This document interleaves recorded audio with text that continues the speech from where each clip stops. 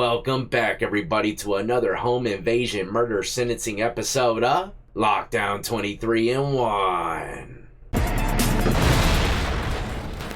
That's right, I'm saying another because we've done about 3 or 4 stories that are very similar to the one today. Home invasion turned deadly. Look, this is many people's worst nightmares because it could happen to anybody. Just imagine, let's say you're sleeping or something. You got people just walking into your room that you don't know, masked up with guns. You and your wife are in bed. What the hell's gonna happen next? You know, complete terrifying situation, but believe it or not, it happens all the time. So per usual, I'm going to break down the details and why they're in the courtroom today. And then, of course, we'll witness what the judge has in store for their filthy crimes. Also, if this happens to be your lucky first time on the channel and enjoy all things lockup and crime related, then this is absolutely where you need to be. Hit that like, subscribe, notification bell before you leave. And check out my beautifully assorted playlist with many more videos for you to start watching today. Alright, before I move forward with the article, I know some of y'all noticed the band-aid on my nose. I had a little blunt force accident with Dolly the Bulldog. Little wrestling match, obviously I lost. She's sweeter than a buttercup. Gotta put her on a little diet though, she's getting thick. Look! Thicker than a sneaker, girl! Look at that! Look at you! And then you got this. Rubik's Cube the Ruby. You stink.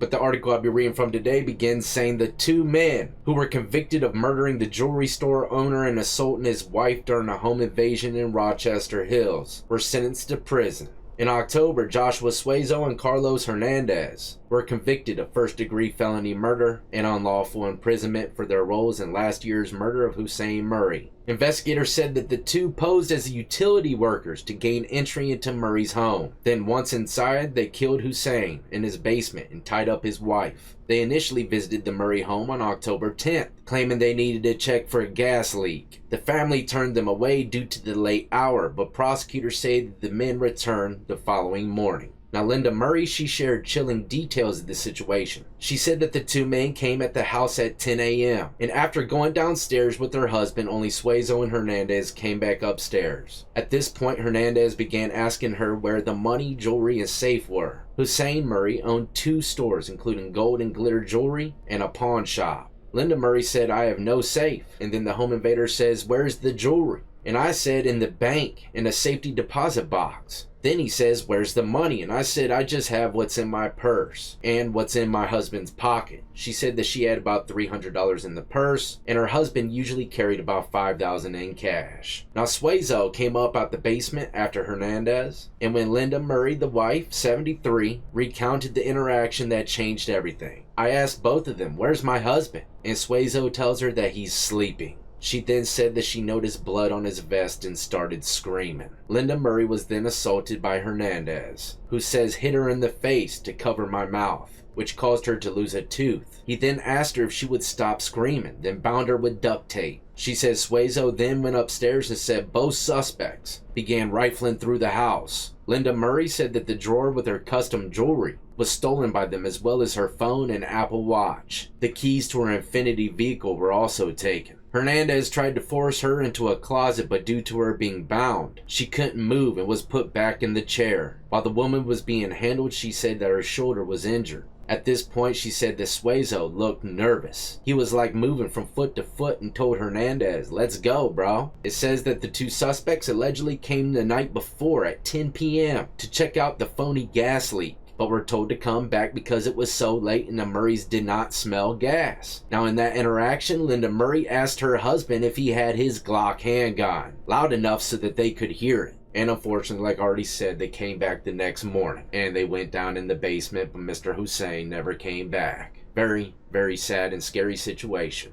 And look, all this stuff is captured on, a security camera. And you heard what the wife said. She screamed, "You got your Glock," loud enough so that they could hear it. Kind of like a self-defense mechanism, kind of back up. We're armed. We know you're suspects, so don't try nothing fishy. But they didn't care about the possible threat of a firearm, nor the recording security system. These guys had it in their mind that they're going to get in that house, kill this man, and take him for everything that he has. And look, this individual right here, he was apprehended, I believe, in Louisiana, with his family fleeing, wife and kids. Probably taking that little bit of money that he got off homeboy and tried to make it to Mexico.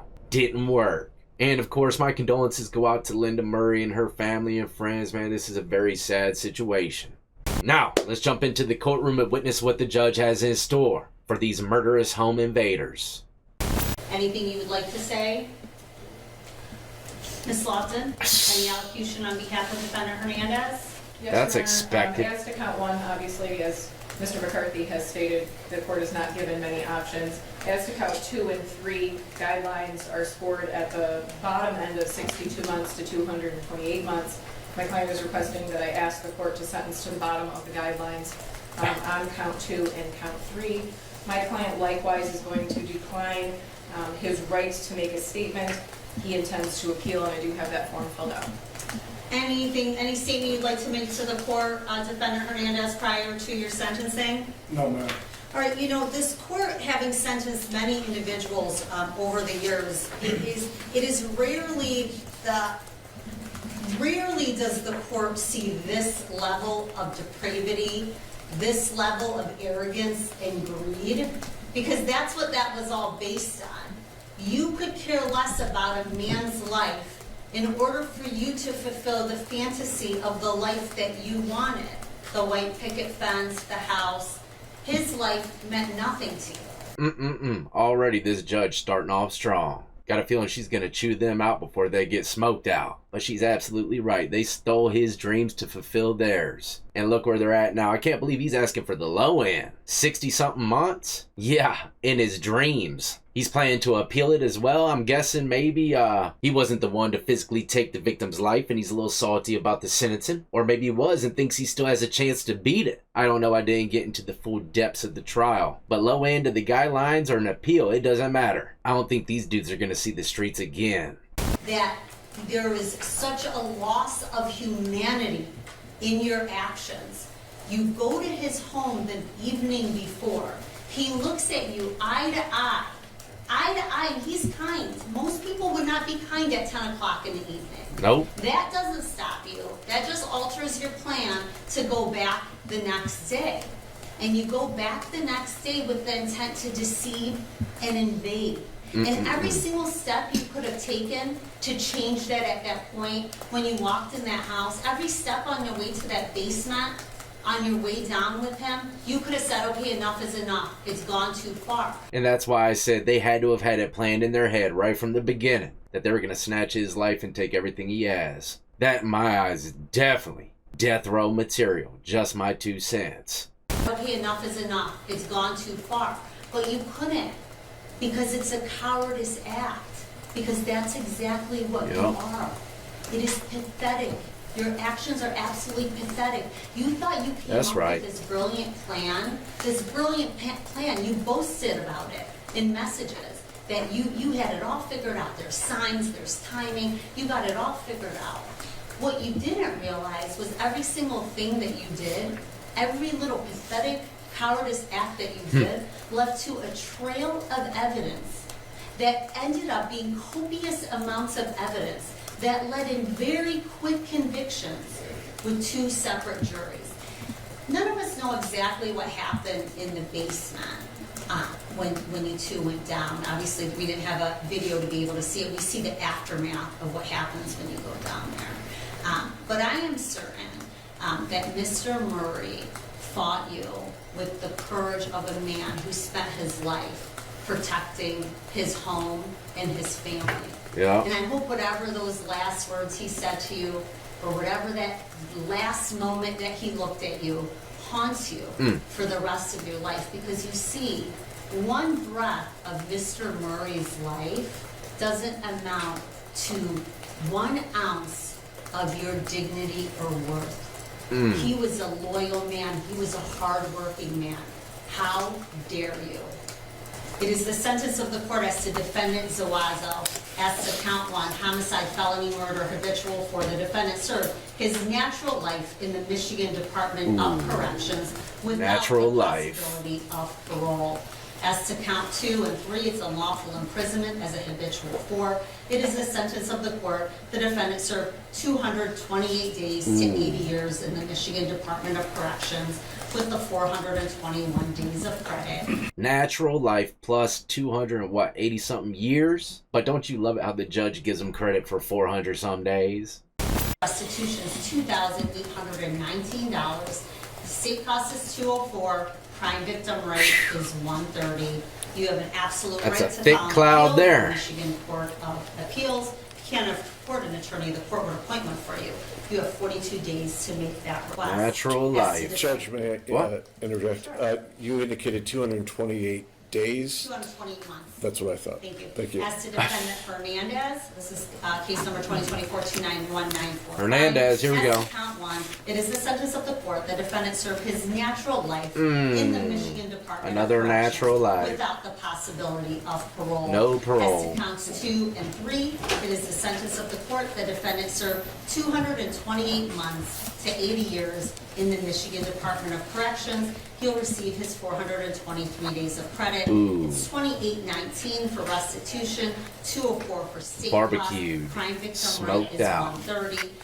And I didn't say this, I know Mr. Zuazo was removed. It's no contact whatsoever directly or indirectly with Linda Murray and or the Murray family.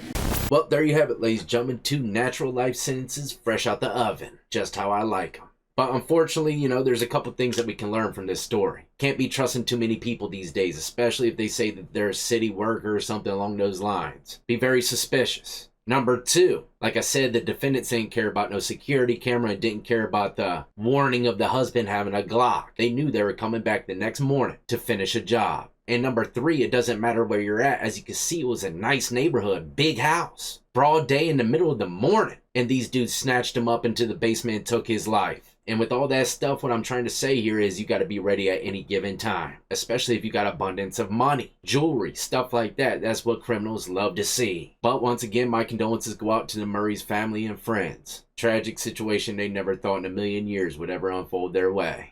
I'm out of here though, ladies and gentlemen. Until the next time, stay tuned. I got plenty more content coming your way. And I'm still working on the short film from the cell block. Believe it or not, there's a lot of work to make a cinematic feature. In the meantime though, as always, ladies and gentlemen, y'all be easy, be safe, and more importantly than anything, stay free.